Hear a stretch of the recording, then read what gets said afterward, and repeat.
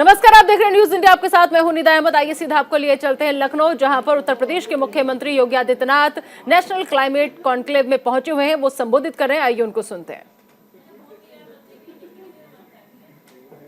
तो चलिए आपको आगे लेकर के चलेंगे, आपको बताएंगे कि दरअसल सीएम योगी आदित्यनाथ ने इस कार्यक्रम में क्या कुछ कहा। लेकिन उससे पहले छत्तीसगढ़ से अहम खबर आ रही है, उसका हम रुख कर लेते हैं। छत्तीसगढ़ के बेमेतरा में 2 समुदायों में झड़प हुई और झड़प को लेकर राज्य में बंद का आह्वान किया गया है। विश्व हिंदू परिषद, अन्य संगठनों ने बंद का आह्वान किया है। सड़कों पर भारी पुलिस की तैनाती जो है वो की गई है। तो इसके बाद अहम खबर इस वक्त की आपको हम बता रहे हैं। झड़प हुई थी, झड़प को लेकर के विश्व हिंदू परिषद, अन्य संगठन जो है उन्होंने बंद का आह्वान किया है। जमशेदपुर में सुरक्षा बलों का फ्लैग मार्च जो है वो भी इस दौरान किया गया है। तो झड़प को लेकर राज्य में बंद का आह्वान किया गया है। तो अहम खबर इस वक्त की आपको हम बता रहे हैं कि छत्तीसगढ़ के बेमेतरा में 2 समुदाय के लोग आपस में सामने सामने आ गए, भिड़ गए, झड़प हो गई। झड़प को लेकर राज्य में फिलहाल अब बंद का आह्वान जो है वो किया गया है। विश्व हिंदू परिषद, अन्य संगठनों ने बंद का आह्वान किया है। तो सड़कों पर भारी पुलिस बल की तैनाती की गई है। तो छत्तीसगढ़ के बेमेतरा ये इलाका जहां पर 2 समुदाय में झड़प हुई थी और झड़प के बाद आपको बता दें कि राज्य में बंद का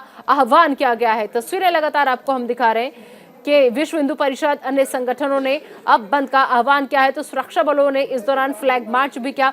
फिलहाल हालात जो है वो काबू में बताए जा रहे हैं, लेकिन अभी भी वहां की सड़कों पर भारी पुलिस बल की तैनाती जो है वो की गई है। तो जमशेदपुर में सुरक्षा बल लगातार मोर्चा संभाले हुए हैं, लेकिन इस बीच ऐसे में वहां पर जो छत्तीसगढ़ में मुस्लिम आतंकवाद और रोहिंग्या मुसलमानों की जिस तरह से आतंक बढ़ रहा है, उसी कारण से हमारा छत्तीसगढ़ अशांत हो चुका है। और भाई भुवनेश्वर साहू जिसकी निर्मम हत्या इन मानसिक जिहादियों मुसलमानों के द्वारा निर्मम हत्या कर दी गई है, आज विश्व हिंदू परिषद, बजरंग दल पूरा छत्तीसगढ़ प्रदेश को बंद का आह्वान किया है ताकि उनको भाई को सच्ची श्रद्धांजलि अर्पित की जा सके। और आप सुबह से देखेंगे कि पूरा सब्जी मंडी, बस स्टैंड और पूरा व्यावसायिक प्रतिष्ठान सभी स्वतः ही हिंदू समाज आगे आकर के बंद कर रहा है।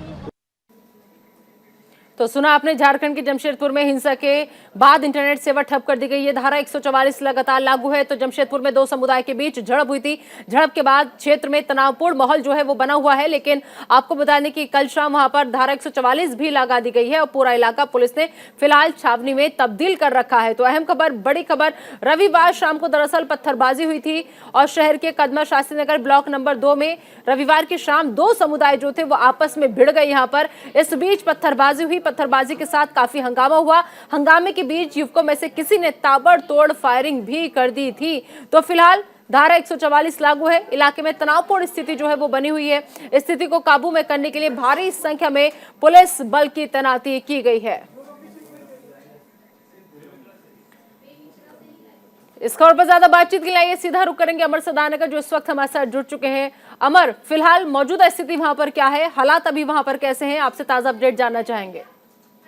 जी बिल्कुल, मैं आपको बता दूं कि छत्तीसगढ़ के बेमेतरा जिला का यह पूरा मामला था। बीरनपुर गांव का यह मामला था। 2 समुदायों में जो है हिंसक झड़प गई। इसको लेकर के 2 बालक जो है साइकिल के विवाद को लेकर के दो बालक खेल रहे थे, उसको लेकर के ये विवाद छिड़ी, जिसके बाद बड़े लोगों ने आपस में आए और दोनों के बीच, हिंदू और मुसलमान के बीच हिंसक भड़क गई, जिसके बाद से लगातार जो है देश भर में विरोध प्रदर्शन चल रहा है। हमने विजुअल के माध्यम से हम टीवी स्क्रीन पर दिखाने की कोशिश कर रहे हैं कि रायपुर समेत जो प्रदेश भर में है वो बंद का आह्वान दिखने लगा है। हालांकि पुलिस बल तैनाती की गई है। लगातार जो है इस पे अपडेट्स ले रहे हैं कि कहां कैसा कैसा जो है बंद का आह्वान किया गया है। हालांकि बस स्टैंड की बात करूं तो राजधानी रायपुर में जो अंतर्राष्ट्रीय बस स्टैंड है, अंतर्राज्यीय बस स्टैंड है, उसको भी बंद कराने की कोशिश की गई है, जहां पे चक्का जाम हो गया है। लगातार हिंदू विश्व परिषद के लोग और भाजपा के लोग भी समर्थन कर रहे हैं। हालांकि चेंबर ऑफ कॉमर्स के जो अध्यक्ष हैं और चेंबर ऑफ कॉमर्स के जो लोग हैं उनका समर्थन नहीं आया है। बाकी जो है हिंदू विश्व परिषद और अनेक संगठनों अमर, जिस तरीके से बंद का आह्वान किया जा रहा है और लोग सड़कों पर उतरकर दुकानें वगैरह, बाजार, मार्केट सब बंद करवा रहे हैं, इस बंद का कितना असर फिलहाल देखने को मिल रहा है? बिल्कुल देखिए, राजधानी रायपुर की बात कर लूं और बस्तर की बात कर लूं और जो अंबिकापुर की बात कर लूं, तो ये जो बड़े जिले हैं उसमें बंद का असर पूरी तरीके से देखने को मिला है। क्योंकि अभी हम विजुअल के माध्यम से दिखाने की कोशिश कर रहे हैं कि ये पूरा सन्नाटा पसरा हुआ है और पूरा जो है पूरी तरीके से बंद का असर देखने को मिल रहा है। जी कितने संख्या में पुलिस फोर्स अभी फिलहाल वहां पर तैनात की गई है? जी, अलग अलग जिलों में अलग अलग पुलिस फोर्स की तैनाती की गई है। रायपुर की बात कर लूं तो लगभग जो है 1000 पुलिसकर्मी, 1100 पुलिसकर्मियों को तैनाती किया गया है। रायपुर के अलग अलग हिस्सों पे जो है तैनात किया गया है, ताकि कोई जो है नुकसान न पहुंचा सके और किसी को जान मान हानि की नुकसान ना हो। जी ठीक है, हमारा आप नजर बनाए रखिए, आपसे लगातार अपडेट हम लेते रहेंगे। फिलहाल इस तमाम जानकारी के लिए आपका बहुत बहुत शुक्रिया। और अब बात जमशेदपुर की कर लेते हैं। जमशेदपुर में सुरक्षा बलों ने फ्लैग मार्च किया। तनाव वाले इलाके में फ्लैग मार्च किया गया है। फिलहाल पूरे इलाके में धारा 144 लागू है। तो अहम खबर, बड़ी खबर, जमशेदपुर में सुरक्षा बलों ने फ्लैग मार्च जो था वो किया। तो झारखंड के जमशेदपुर में भी हिंसा की खबरें सामने आई। उसके बाद तनाव वाले इलाकों में फ्लैग मार्च जो था वो किया गया। फिलहाल पूरे इलाके में धारा 144 लागू है यहाँ पर, और पूरा इलाका जो है वो पुलिस ने छावनी में तब्दील कर रखा है, ताकि किसी भी तरह की अब कोई हिंसा की वारदात जो है वो वहां पर सामने ना आए। तो लिहाजा जो अभी भी तनावपूर्ण इलाके हैं, तनाव वाले इलाके हैं, जहां पर हिंसा हो सकती है या फिर जहां पर सबसे ज्यादा तनाव देखा गया, उन जगह पर जाकर के सुरक्षा बलों ने जमशेदपुर में फ्लैग मार्च किया है और तनाव वाले इलाकों में ये फ्लैग मार्च किया गया है। तो अहम खबर, बड़ी खबर, जमशेदपुर हिंसा मामले को लेकर इलाके में प्रशासन की तरफ से देखिए फिलहाल 5 तस्वीरें आपको हम दिखा रहे हैं कि कैसे तोड़फोड़ की गई, वहां पर पथराव किया गया और आगजनी की खबरें सामने आई। धारा 144 लागू कर दी गई। उसके बाद अब पुलिस प्रशासन जो है वो पूरा मोर्चा संभाले हुए है, क्योंकि फिलहाल पूरे इलाके में धारा 144 लागू है।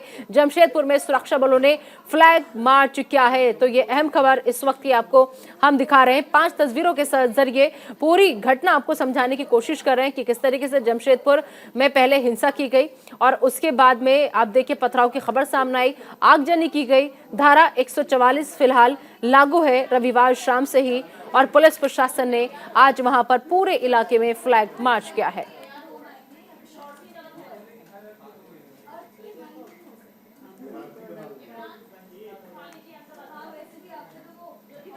और अगली खबर लखनऊ से, जहां पर आपको बता दें कि नेशनल क्लाइमेट कॉन्क्लेव में सीएम योगी आदित्यनाथ पहुंचे थे। उन्होंने वहां पर जाकर संबोधित किया। अपने संबोधन में सीएम योगी आदित्यनाथ ने क्या कुछ कहा, सुनवाते हैं आपको। प्रदेश ने नेट मीटरिंग और नेट बिलिंग के कार्यक्रम को भी अपने यहां मान्यता देकर के इस कार्यक्रम को प्रदेश तेजी के साथ आगे बढ़ाने का कार्य कर रहा है। हम सबको मिलकर इस कार्यक्रम को आगे बढ़ाना पड़ेगा, और जब समाज, सरकार और इस क्षेत्र से जुड़े हुए विशेषज्ञ, ये सभी लोग मिलकर के एक साथ अभियान चलाएंगे।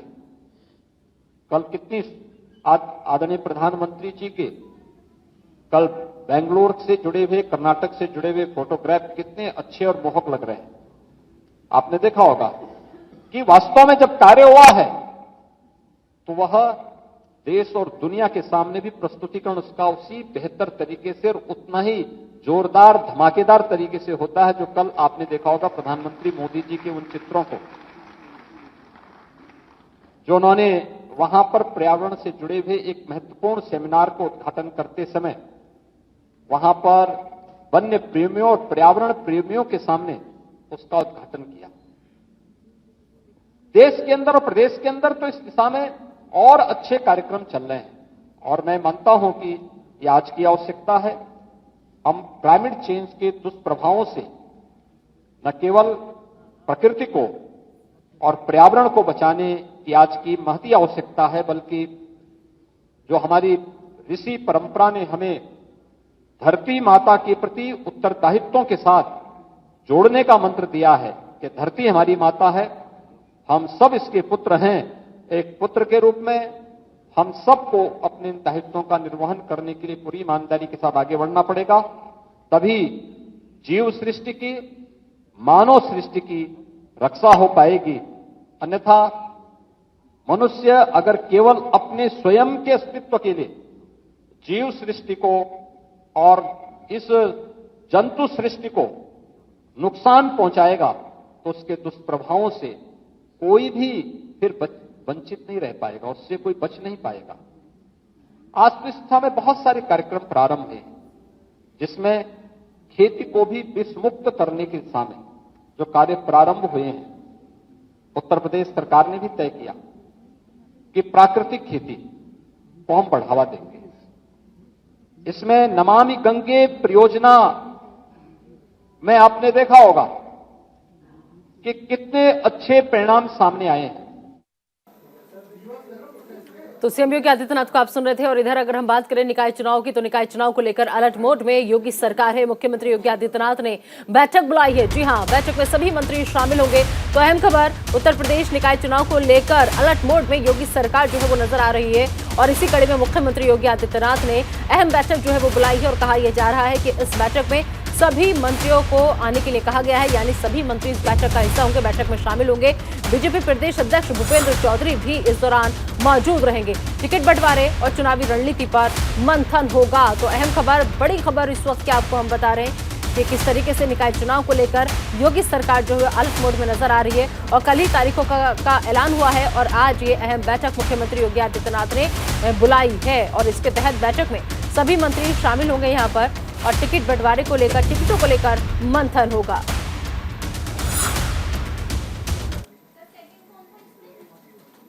यूपी नगर निकाय चुनाव की तारीखों का ऐलान होते ही बीजेपी तैयारियों में जुट गई है। न्यूज इंडिया से बात करते हुए उत्तर प्रदेश के डिप्टी सीएम ब्रजेश पाठक ने कहा कि इस चुनाव में बीजेपी को पहले से भी ज्यादा सफलता मिलेगी। क्या कुछ कहा, सुनते हैं। चुनाव की घोषणा हो चुकी है और हमारे साथ बात करने के लिए हैं उत्तर प्रदेश के deputy CM Brajesh Pathak ji. Sir, किस तरह की तैयारी बड़े भैया, बूथ से लेकर प्रदेश तक के सभी कार्यकर्ता जुटे हैं और बीजेपी जीतेगी और अच्छा परिणाम देगा। सर, पिछली बार 17 में से 14 थे, इस बार से बेहतर रिजल्ट आएगा और हम सभी सीटों पर जीत दर्ज करेंगे। सर, अखिलेश यादव ने तमाम समाजवादी पार्टी का कोई मतलब नहीं, डिरेल्ड हो चुका है। तो ये थे हमारे साथ डिप्टी सीएम ब्रजेश पाठक जी, जिन्होंने कहा है कि आने वाले निकाय चुनाव में बेहतर प्रदर्शन भारतीय जनता पार्टी करेगी। कैमरामैन सुंदरम के साथ नीरज मिश्रा, न्यूज इंडिया, लखनऊ। और चलिए बढ़ते हैं अगर बात कोरोना की बढ़ती डरावनी रफ्तार की। जी हां, कोरोना संक्रमण की डरावनी रफ्तार लगातार बढ़ती चली जा रही है। 24 घंटे में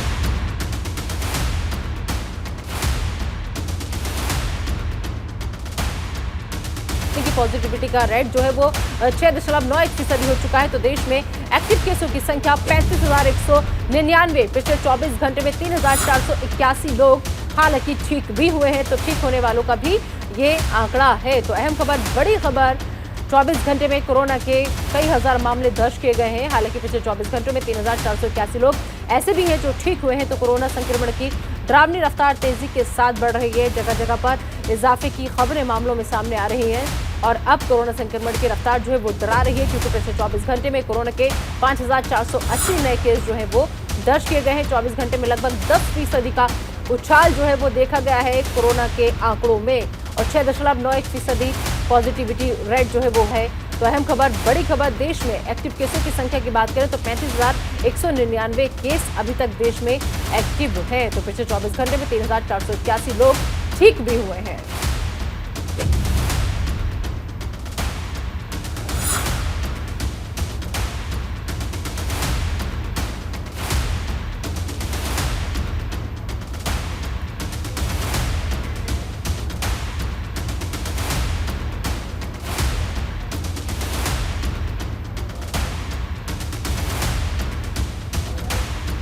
एक्टिव केसों की संख्या में लगातार इजाफा हो रहा है और जगह जगह से कोरोना के मामलों में इजाफे की खबर जो है वो सामने आ रही है। झज्जर हो, पटना हो या फिर इसके अलावा चेन्नई हो, ऐसे में लगातार मामलों में इजाफा हो रहा है। संख्या लगातार बढ़ती चली जा रही है।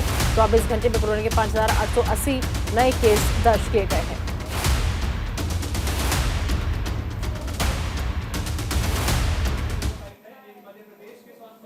दिल्ली के स्वास्थ्य मंत्री सौरभ भारद्वाज ने कोरोना के बढ़ते आंकड़ों को लेकर क्या कुछ कहा, आइए सुनवाते हैं।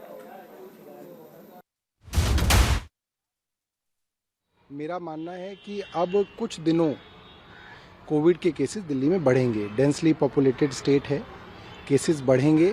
फ्लू और इन्फ्लुएंजा की तरीके के सिम्टम्स आएंगे लोगों को, बुखार आएगा, जुकाम खांसी होगी, मगर वे लोग ठीक हो जाएंगे। मगर इतना मैं ज़रूर कहना चाहूँगा लोगों से कि अगर आपको जुकाम, बुखार, खांसी है तो फिर आप पब्लिक प्लेसेस में या तो निकलिए मत, और निकलिए तो मास्क वगैरह लगा के निकलिए, वरना आप जो है ये और लोगों को भी फैलाएंगे। तो उससे इसको बचना चाहिए। और जो लोग बीमार रहते हैं इम्यूनिटी कम है वो लोग कम से कम जो है घर से निकलें और क्राउडेड प्लेसेस को जो है अवॉइड करें।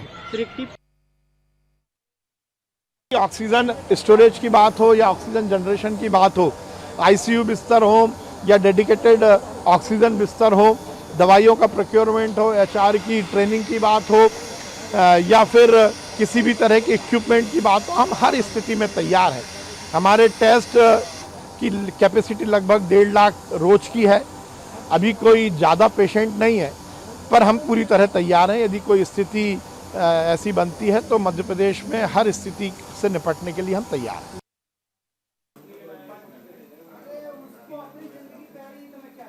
तो फिलहाल ये तस्वीरें आपको हम दिखा रहे हैं। इन तस्वीरों को आपने देखा, सौरभ भारद्वाज को आपने सुना। तो कोरोना के खिलाफ जंग लड़ने के लिए देश भर के अस्पतालों में मॉक ड्रिल जो है वो की जा रही है। बता दें आपको कि एक्टिव केस में लगातार इजाफा हो रहा है, जिसे देखते हुए सरकार सतर्क हो गई है। तो यहाँ पर कुछ तस्वीरें भी आपको दिखाने की हम कोशिश करेंगे। उन तस्वीरों को देखकर आप समझने की कोशिश कीजिएगा कि कहाँ पर मामलों में लगातार इजाफा हो रहा है, क्योंकि कोरोना के खिलाफ जंग लड़ने के लिए देश भर के अस्पतालों में मॉक ड्रिल जो है वो की जा रही है और समझने की कोशिश किया जा रहा है कि स्वास्थ्य सेवाओं के लिहाज से हम कितने तैयार हैं या फिर हमारी स्वास्थ्य सेवाएं जो है वो कितनी मजबूत हैं। क्या आने वाली किसी भी आपदा से निपटने के लिए हम तैयार हैं, या फिर कोरोना का खतरा जिस तरीके से मंडरा रहा है तो कोरोना से जंग की हमारी तैयारी जो है वो कितनी है। तो एक्टिव केस में क्योंकि लगातार इजाफा हो रहा है, जिसे देखते हुए सरकार सतर्क हो गई है।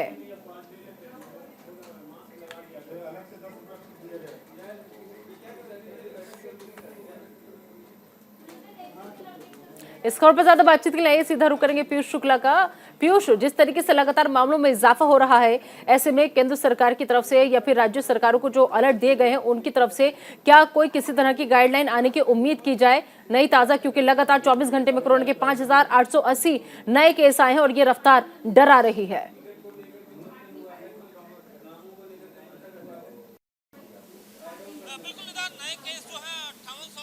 5800 के पार हो चुके हैं पिछले 24 घंटे में। और लगातार आज और कल 2 दिन मॉक ड्रिल है। खुद स्वास्थ्य मंत्री मनसुख भाई मांडविया अभी थोड़ी देर बाद आरएमएल हॉस्पिटल पहुंचेंगे।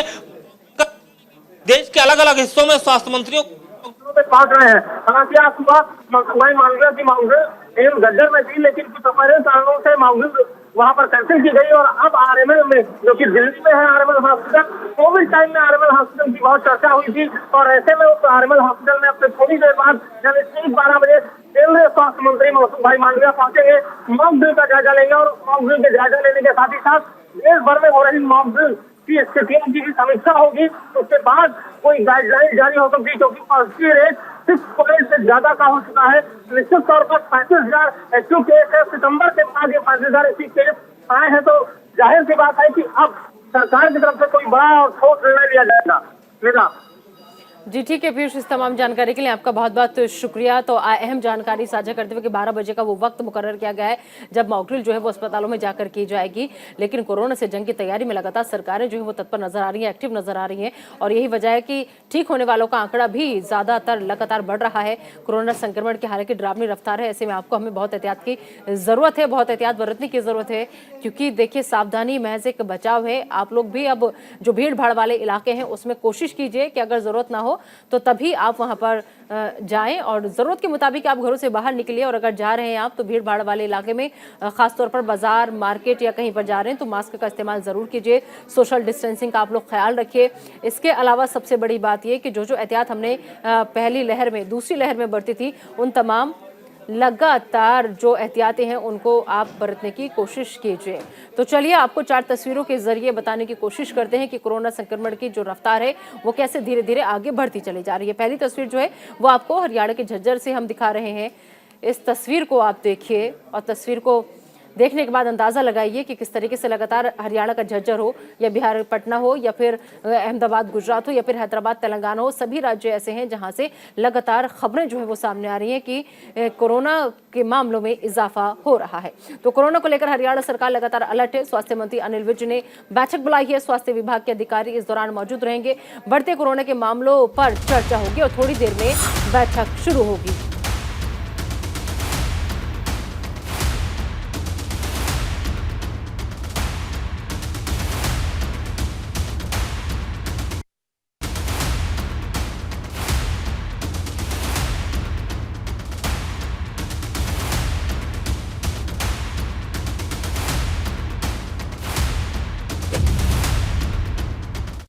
और अब सीधा रुख करते हैं सत्येंद्र जैन की प्रेस कॉन्फ्रेंस का। आप अपने अच्छे काम कीजिए, लंबी लकीर खींचिए, दूसरों के अच्छे कामों को क्यों रोकते हैं? मनीष सिसोदिया और सत्येंद्र जैन दिल्ली के प्रशासन के लिए एक महत्वपूर्ण कड़ी हैं। उनको जेल में रखना दिल्ली की जनता के साथ अन्याय है और इस पत्र पर लोगों ने अपने हस्ताक्षर जो है वो किए हैं। आप सब जानते हैं कि चाहे वो ईडी का और चाहे वो सीबीआई का सारी जांच हो चुकी। सीबीआई ने घर पे छापा मारा था, सीबीआई ने बैंक में छापा मारा था, गांव में छापा मारा था, सारे रिश्तेदारों के यहाँ छापा मारा, देश भर में 1000 जगह पे छापा मारा, फिर गिरफ्तार किया, फिर उनको जो है रिमांड पर लेकर पूछताछ की, फिर ईडी ने गिरफ्तार किया, फिर रिमांड पर पूछताछ की, आज तक कुछ मिला नहीं, लेकिन फिर भी वो जेल में। इसलिए दिल्ली वालों की जो ये भावना है, आज के इस प्रेस वार्ता के माध्यम से माननीय देश के प्रधानमंत्री नरेंद्र मोदी जी से हाथ जोड़ करके विनती है कि दिल्ली वाले एक ही चीज चाहते हैं, आप भी अच्छे काम कीजिए, लंबी लकीर खींचिए और जो दिल्ली में अरविंद केजरीवाल की सरकार अच्छे काम कर रही है उनको करने दीजिए और लोगों का भला होने दीजिए। इसको लेकर के ये अभियान चलाया गया था जो आज सफलतापूर्वक संपन्न हुआ है। मैं सौरभ जी से चाहूंगा कि वो अपनी बात करें। धन्यवाद गोपाल। तबीयत थोड़ी खराब लग रही है थोड़ी सी। पिछले 1 महीने में आम आदमी पार्टी के दिल्ली के संगठन के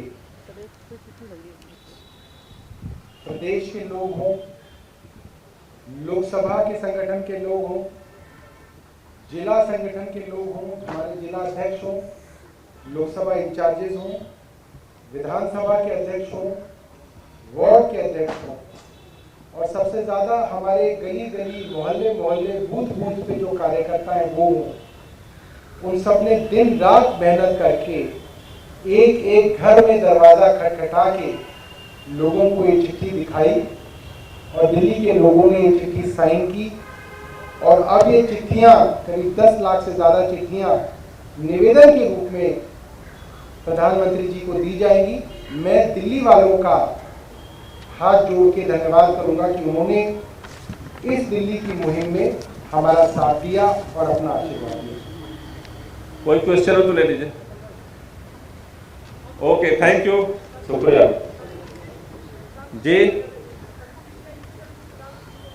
नहीं, ये चिट्ठियां सारी उन तो नहीं भेजेंगे। ये जो सारी चिट्ठियों की जो मूल भावना है इसके आधार पर एक चिट्ठी उनको भेजी जाएगी, क्योंकि इन चिट्ठियों में लोगों ने नाम, नंबर और पता दिए हैं।